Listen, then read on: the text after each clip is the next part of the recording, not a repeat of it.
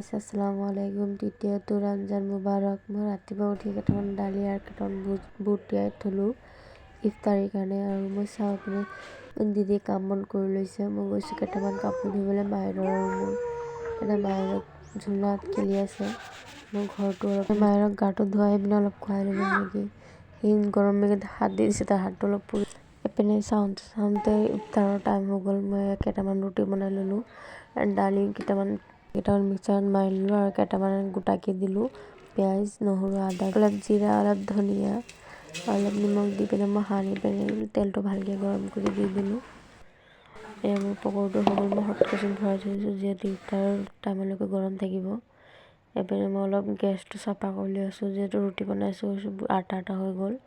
মানে মোৰ বুট ভজাও হৈ গ'ল। চাওঁতে ইফতাৰৰ টাইম হৈ গ'ল। মই উজু কৰি আহিলোঁ, আহি পিনে ইফতাৰী ৰেডি কৰিলোঁ। আজি চবেই একেলগত বহিম মাটিত, সেইবুলি চব মাটিতে কাপোৰ পাৰি দি দিলোঁ। এইপিনে মোৰ ৰাতি বনোৱা হৈ গ'ল, বনোৱা কমপ্লিট কৰি দিলোঁ। নামাজ এতিয়া আহি গ'ল, নামাজটো